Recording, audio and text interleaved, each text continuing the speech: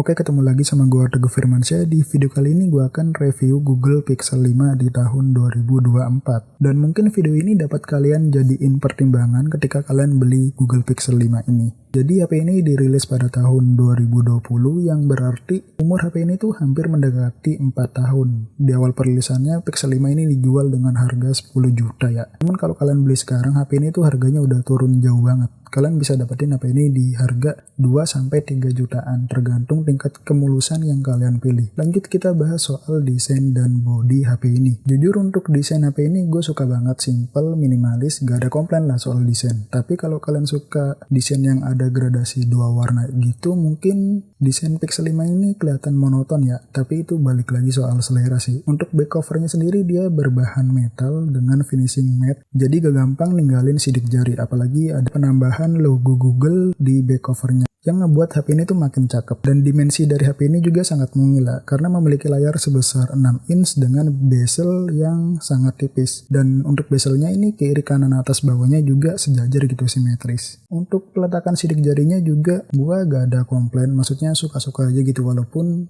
ini gak terlalu modern ya. Karena biasanya di HP sekarang tuh peletakan sidik jarinya tuh ada di pinggir, sedangkan Pixel 5 ini ada di belakang. Ya paling minusnya ada di bagian kecepatan baca sidik jari yang nggak terlalu cepat kalau kita bandingin dengan HP zaman sekarang di harga yang sama. Untuk layarnya sendiri, Pixel 5 ini memiliki layar beresolusi Full HD HDR10 90Hz dengan kerapatan layar sebesar 4032 ppi dan berjenis OLED. Dan gak lupa juga dia memiliki proteksi Corning Gorilla Glass 6.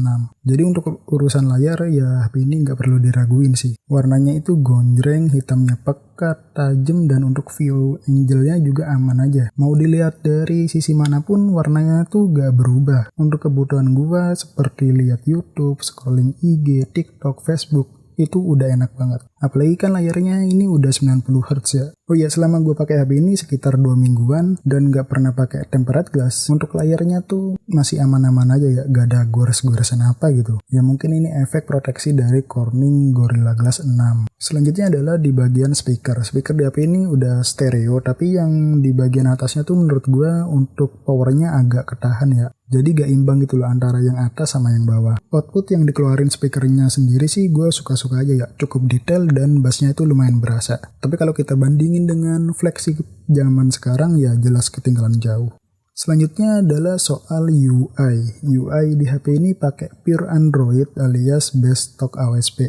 Dan ketika video ini dibuat, OS di HP ini sudah gue update ke Android 14 dengan security patch November 2023. Dan hal yang gue rasain ketika gue pakai Pixel 5 itu enak banget, bloatware-nya sedikit. Dan yang paling penting tuh gak ada iklan ya, gak kayak di MIUI. Untuk multitaskingnya dari satu apps ke apps lain juga terasa seamless gitu. Dan kalau kalian mau coba OS Android yang paling ngebut, minimalis, dan satset, yaitu Pixel 5 ini jawabannya. Karena dia pakai base stock AOSP. Oke, selanjutnya kita bahas dapur pacu dari HP ini. HP ini memiliki chipset Snapdragon 765G dengan fabrikasi 6 nanometer. Walaupun HP ini masuk kategori flagship, tapi gak tahu kenapa chipset yang dia pakai tuh chipset jenis mid-range. Tapi selama pemakaian gue selama 2 minggu ini sih, HP ini tuh masih ngebut coy. Gak pernah gue ngalamin nge-lag atau nge-hang gitu.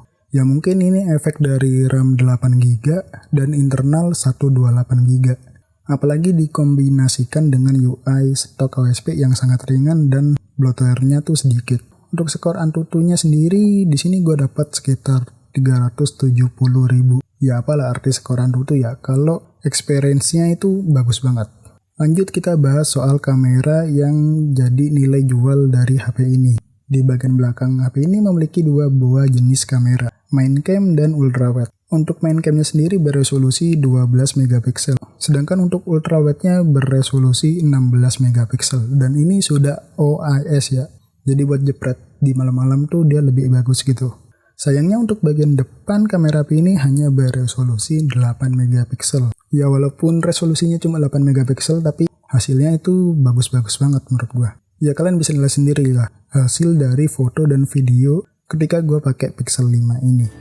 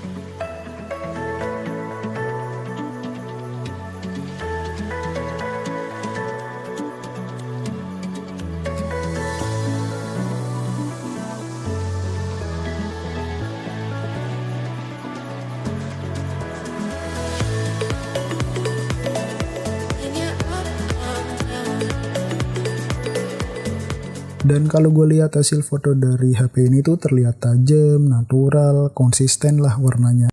Dan menurut gue tuh hasilnya masih bisa diadu dengan HP mid-range di harga yang sama. Dan oke, ini adalah hasil dari Pixel 5. Ini hanya bisa berkuat di 1080 fps.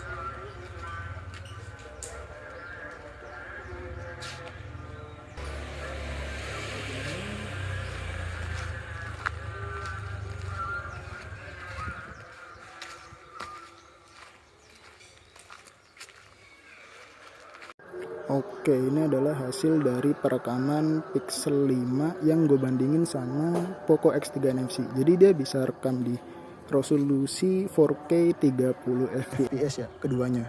Mantep banget emang Poco ini. Tapi kalau kita lihat di sini Pixel 5 itu di gambarnya dia agak sedikit lebih buram gitu. Gak tahu ya nanti hasilnya itu gimana.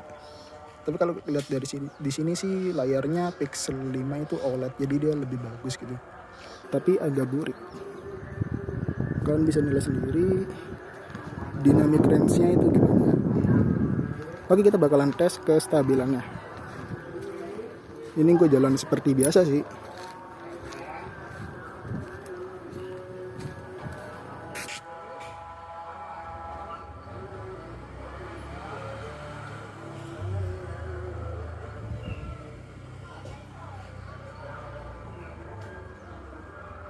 Ini jam 12 siang. Dan selanjutnya ini adalah hasil dari perekaman Pixel 5 ini di lensa utamanya. Ini stabil banget sih, gila. Bagus dari Pixel 5 itu video 4K nya stabil. Ini gue shoot di 30 fps ya. Ini gue jalan. Ini stabil banget.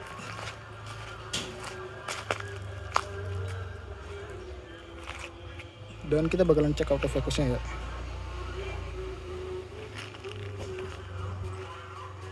Fokusnya juga dia cepet banget. Untuk audionya kalian bisa nilai sendiri.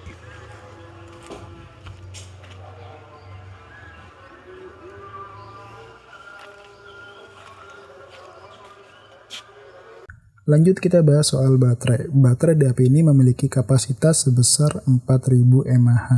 Dan jujur ya, gue tuh gak bisa review secara real gitu. Karena device yang gue pegang ini kan device second, yang dimana umur baterainya juga sudah berumur 3 tahunan lebih. Untuk SOT-nya gue di sini cuma dapetin 5 jam aja tanpa gaming. Menurut gue ini lebih ke boros ya, karena kalau 4000 mAh ekspektasi gue tuh 6-7-8 jam lah. Dan HP ini bisa lebih boros lagi kalau kalian pakai buat foto-foto atau bikin video. Apalagi pengecasan di HP ini tuh tergolong cukup lama. Ya iyalah, cuma 18 watt gitu. Jadi kalian maklumin aja ya, soalnya ini kan HP rilisnya tahun 2020. Tapi di flagship lain juga udah ada yang sampai 33 watt atau minimal 25 watt. Tapi gak tau kenapa ini cuma dikasih 18 watt gitu. Oke, kesimpulannya adalah HP ini memang masih sangat worth it jika kalian beli di tahun ini. Tapi kalau gue pribadi tuh merasa kurang ya di bagian baterai. Ya mungkin ini efek pindahan aja gitu. Karena gue dulunya kan pakai Redmi Note 11 yang bisa dapetin SOT sebesar 8 jam. Dan untuk fitur HP ini dia udah NFC, udah support wireless charging. Plus kalau kalian beli yang versi bea cukainya, dia tuh udah support 5G dan eSIM yang bisa kalian pakai di Indonesia. Untuk kekurangannya ya mungkin soal baterai ya. Ini baterai red flag banget sih menurut gue. Soalnya dia cuma 4 jam sampai 5 jam. Itu WiFi only loh. Untuk yang lain ya mungkin gak ada slot SD card, terus gak ada slot jack audio 3,5 mm. Dan ya oke, mungkin segitu aja video review kita kali ini. Like kalau suka, dislike aja kalau suka, dan ketemu lagi di video selanjutnya.